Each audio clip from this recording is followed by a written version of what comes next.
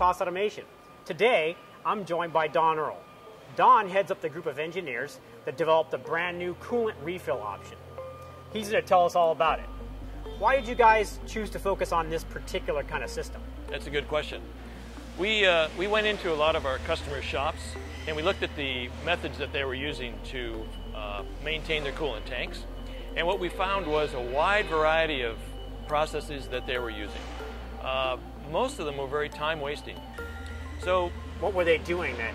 Well, they were mixing coolant sometimes at a station that was away from the machine, carrying buckets back to the machine full of coolant, adding the coolant to the tank, making a mess, that kind of thing, then cleaning the mess up. Right, wasting a lot of time when they should be in front of the machine, probably doing some machining. Exactly, right. Exactly.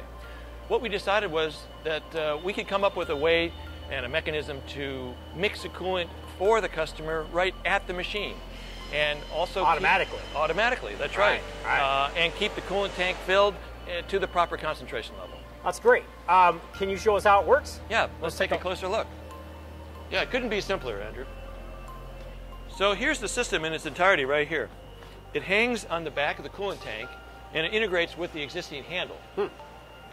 The system is comprised of basically three components. You have your coolant concentrate tank, the mixing valves that are just below, and then on the back there's a port which you connect your water supply to. Now, the water supply can be either city water or it can be your RO water if your plant has RO water facility.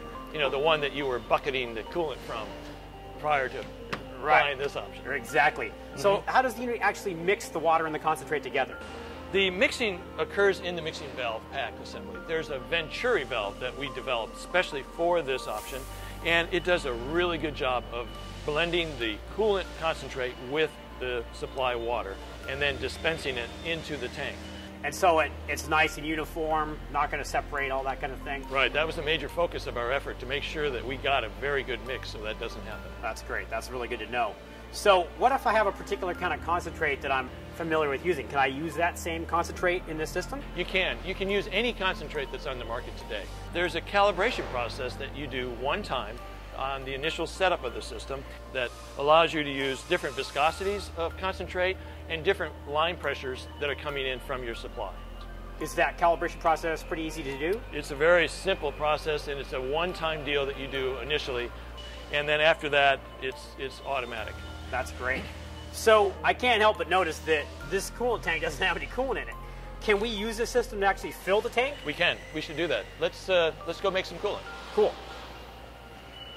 Well, Andrew, let me show you where the coolant refill option is in the control. It's located in current commands in the maintenance page, okay, the lower half. So probably the first question anyone's going to ask is, how do I set my concentration? Yeah. Here you can see we have it set to 5%. And to change that, it's a simple one-button click. You can change that anywhere from 0 to 10%. That's great.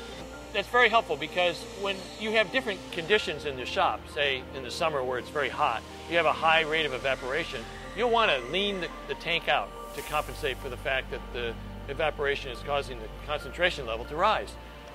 If you're cutting aluminum application and you have a lot of coolant carryout, you may want to raise that back up to your 5 or 6% or wherever it is that you're running the coolant normally. So you can just make those adjustments on the fly? Absolutely. You use your refractometer to watch your concentration change, and to compensate for that, make changes here at the control.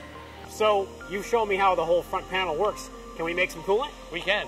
So how do I do that? Well, it's very simple in this case. Since our tank is empty, what we're going to do is we're going to hit F3, and F3 will dispense 5 gallons of coolant at a time into the tank. That's great. Let's check it out. Here we go. Yeah, we're making coolant. I hear it working. That's right. There it goes, filling the tank automatically. That's awesome. Yep, perfect. So I do have one concern. Is there any way that I can accidentally overfill the tank? What we did was the control looks at the level float sensor in the coolant tank. And when the level of the coolant in the tank reaches 80% level, we shut that system off. So it prevents an overfill situation. That's great. I'm not going to end up with a big puddle of coolant on my floor. Yeah, exactly. That's fantastic.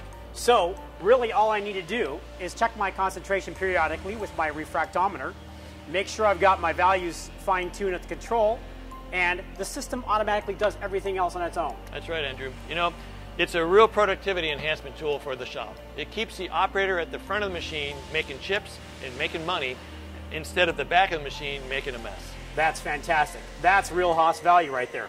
Thanks a lot, Don. You're welcome.